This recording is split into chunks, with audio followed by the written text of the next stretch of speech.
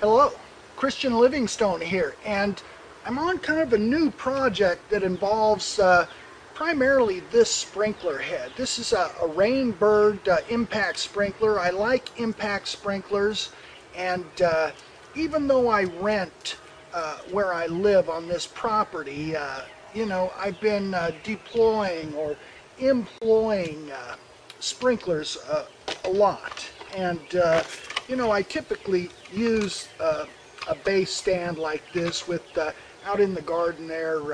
It's about 2,000 square feet, and I use about 4 of these impact sprinklers, the brass ones. They're a knockoff of the original Rainbird impact sprinkler that I believe was patented in 1933. Now this particular one is kind of an update of it, but out in the garden I actually have knockoffs of the exact Rainbird one. They're not Rainbird, but they're just reproductions, and they work quite effectively. I have them so they go all the way around, so they don't ever lose their spot on these little adjustments, and they just go round and round, so you have a little bit fewer moving parts that way too. But on these ones, I'm actually going to employ these out into, and on this property there's another structure where the landlord lives. It's rather large. It's about an acre, and I have a small cottage structure here where I live in, and part of our deal is I do the mowing on the grounds, and the landlord he weed eats in his area, but I pretty much do all the maintenance and stuff, and I'm busy with little projects. And this pump that was here was broken when I moved here. The previous renter left it primed over the winter, and it froze and cracked the cast iron casing, so it was no good. And I told the landlord from afar, I said, I can get a pump on there for about 99 bucks. And sure enough, I did. I got this pump from Surplus Center, and I think the shipping was even free and no tax. And so, I didn't charge him for a few fittings and wiring boxes and stuff. But so for 100 bucks, the pump was on there, and that allowed me to throw around some water on this property. I mean, there's city water as well, but it's costly, and this is all for irrigation. So you don't want to throw around costly water just to water grass and stuff, because I've got a big old garden out there. Kind of wanted to push some water out into their front yard and backyard, because otherwise the water's kind of expensive. It's city water, and the well water can be gotten for virtually nothing. So I push a lot of it out in my garden area, and but it's about 140 feet out to their front, and we've just gotten a hose for that, and so I'm going to make a makeshift sprinkler system, but I'm going to be utilizing these. And this is a sprinkler head that I haven't used in the past. Like I said, I've used the original Rainbird style and this Gilmore updated one, and I've got another similar one like this, but I'd usually scoff at kind of a plastic head, but I looked on Amazon, and these are really well rated by users, and so I thought I'd give it a shot. These were very inexpensive too. It was about 8 bucks for this whole package, and this particular package comes with little nozzles that you can install to get a little further reach out of these. So these go quite far, at least as far as these old ones, and they're quieter too. So they're cheap, they're quiet, and with these ones, the brass, after leaving these dormant for a whole season, there's some oxidation that will build up, and so you kind of got to move them around, put a little bit of oil in there to kind of get them going. So these ones really, like you to run them hard, or they'll kind of bind up sometimes. So I'm thinking this plastic will not have that tendency. The water. How do I get water out to where I want to plant stuff? So, like I've suggested, just get a hose. If you've got a lawn or a yard, bury it five or so inches under the grass. And tested this a little bit. I'm really liking these, and it may just be an evolution of mine that I'll always tend to go towards these. But I'm going to install these on this yard butler stake head, so it's raised a little bit. You'll get a little farther throw the more you raise it. Out in this garden, I'm probably going to put some risers on these base stands I have out there. I've got 4 of them out there. I'll show those to you too with the risers when they come in the mail. And others who just want to move some water without making a big production of a commercial in-ground irrigation system. And I've done a couple of them years ago. I did some landscaping and lawn maintenance with a cousin for about 6 months in Vegas, and while I was working for him, I put in a couple with him, and those are good systems, and but they're costly. You got the electronically actuated stations, and those timers are very complex, and all the clients and customers and accounts that I would service during those times, a lot of those customers would ask, what is it? Is it me, or how come these are so complicated? I just told them they are. They're tough to keep in sync and keep in time, and they're always tricky for customers. But what I'm doing is very simple, because I have the pump right outside my sliding glass door, so I can just look at it.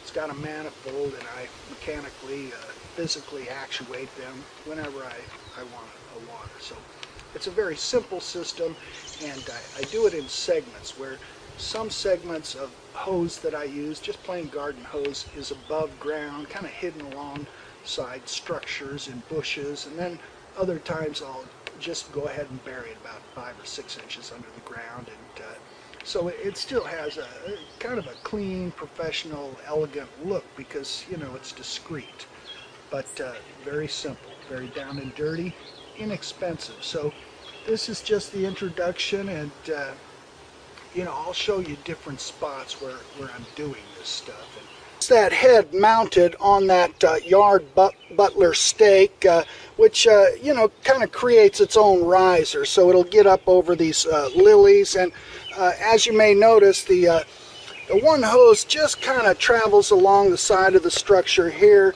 hidden away in the bushes, and that's about 40 feet worth of travel. Now we're going to continue on out to the front, or the corner of the front house out there, and that's another 100 feet or more out there. So the pressure at this head will undoubtedly not be as low as the one out front. And nicely, the this head, if you order the right one, it's the same head as the other one you order, but they have a package that actually comes with 4 nozzles, and as you can see, there's a blue one in there, and I think that's, I don't know, the mid size of the nozzle opening there. So the more restrictive it gets, that is the red one. This is the smallest one.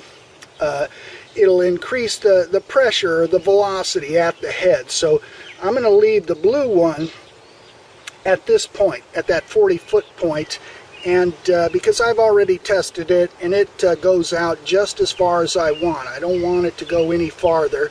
And but out in the front, I'm going to put that red nozzle in, because it's got farther to travel. It's pushing more water weight, and the resistance in a hose creates more drag. So it's nice that these nozzles come. So that's what I'll do. I'll put this one out front. But other than that, like I said, in the segments, you don't need to bury it where you got you know, places to hide the hose, but right here, this is where I'm going to start the burying process.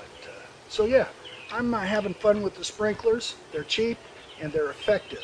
And you know, the impact sprinklers have, I think, undoubtedly the best coverage of any type out there. And it's no big surprise that the Rainbird design is still enduring, because it does. It covers a wider area. I've got 2 lines going out to the garden, and you know, I didn't have to put 2 lines. I could have put 1 line out there and teed it off and saved a little money on the line, but I didn't do that because I want to do all the switching from here. I don't want to have to go out halfway out there and turn a valve. I want to do it right here. So this is a central location where the manifold is. You could put, you know, a big 10-line manifold if you wanted, but 4 works well for me. These 2 are to the garden. Now I've got 2 heads, 2 impact sprinkler heads daisy chained on each one of these lines, so I can do one side, the melon side, then the other side. And actually I can open both of these, and all 4 of those heads will turn and do fine. Of course, they don't throw as far, so this pump actually does pretty good for pressure. But the more things you got, you know, spewing water out there, you're not going to have as much pressure. This is really the, you know, the command center, and I recommend you do it that way. Just put everything in one spot. So let me do that. Let me turn it on, open the valve, and this is already going out here. And that's daisy chained. 2 sprinkler heads out to one side, and those are mounted just to a base, a weighted round base, so they're easy to move and adjust that way.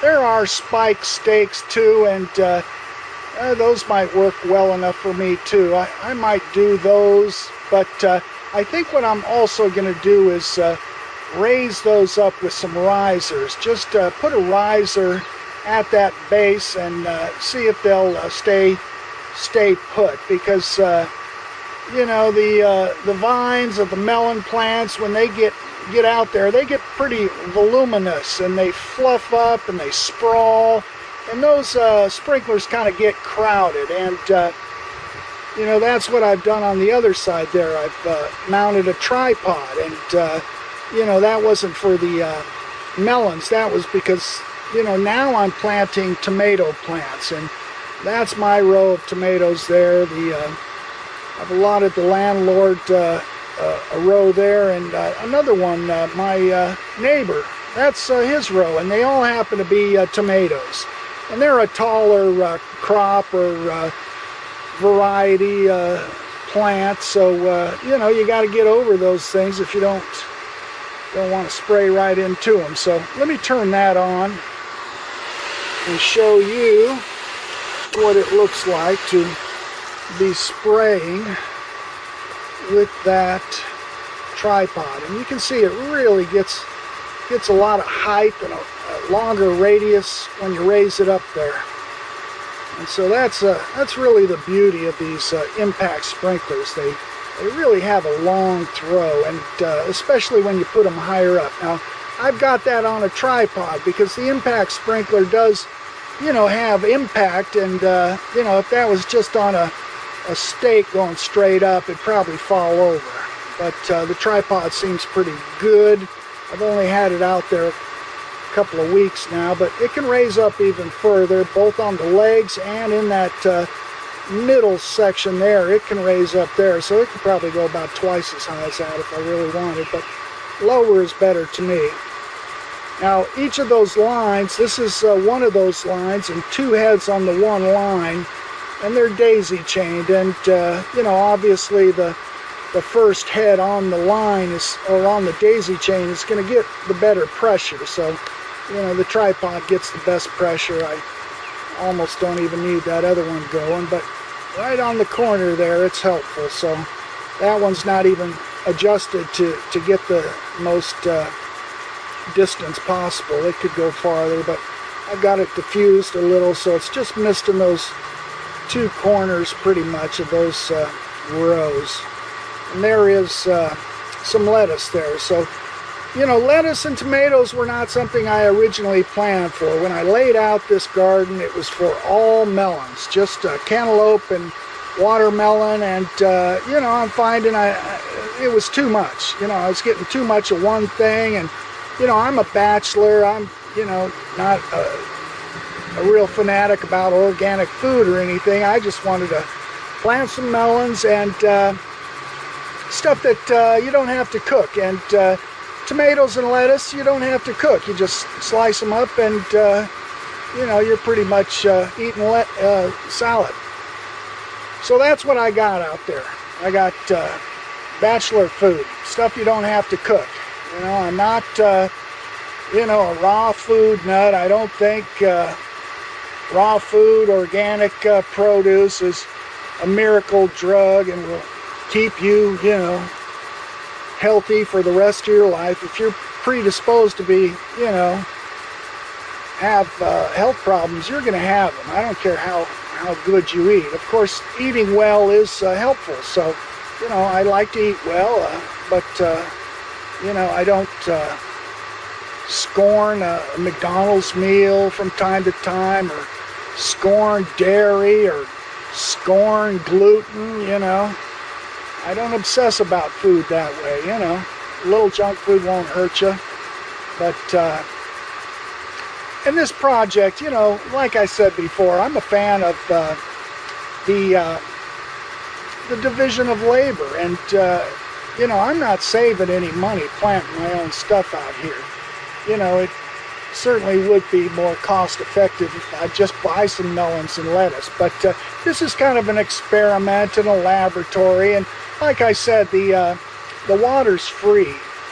And, you know, this place was a mess back here when I moved in here. There was, you know, fence posts sticking up. There was stumps that were still growing like bushes, and a tree trunk laying back there. And, you know, I've trimmed all these trees and, you know, kind of beautified it back here. So, you know, it's as much for the looks as anything. But, you know, this was a real good place to have a garden going, rather than just, you know, let it go to the weeds. And, you know, I certainly cleared out a lot of weeds, a lot of Bermuda grass, a lot of stuff, you know, little structures that were pretty much falling down.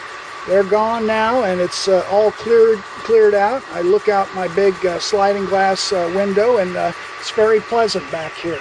You know, I enjoy it. So yeah, that's it. I'm not, you know, trying to, you know, be a vegetarian or